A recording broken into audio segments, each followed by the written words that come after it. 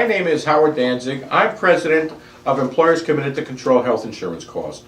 I want to impart to you a quick story which is a result of an experience we've had in behalf of one of our clients that owns a small construction company here in the Midwest. The spouse of the owner of this company had a test whose result was not particularly conclusive nor very positive. As a result, an appointment was made 4 weeks prior to the next visit with the specialist in order for an additional test to be run. It just so happens that this particular hospital was acquired by a larger hospital system as of February 1st.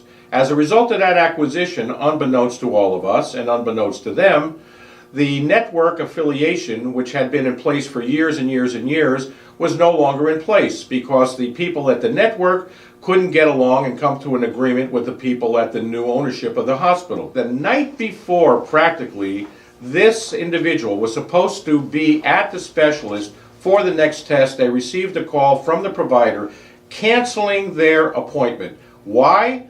Because they weren't affiliated with the network.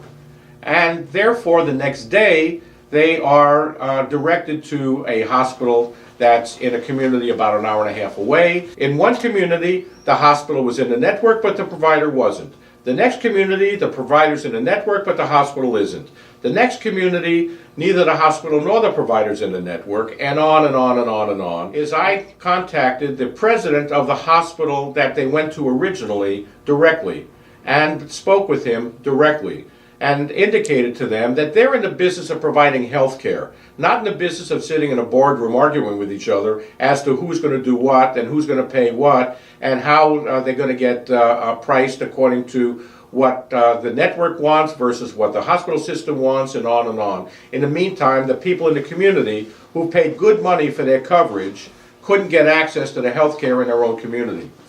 So what I had indicated to them is that somebody had to be an adult in the room and be able to clear the path to get these people to where they needed to go, and let's arrange for a direct bill and a direct pay based on what they would have been paid in the first place. And what would be wrong with that idea? And of course, the party, the president that I was talking to, said nothing. I said, then let's get to work and get that accomplished. And literally, within about 45 minutes, the process was started to accomplish that.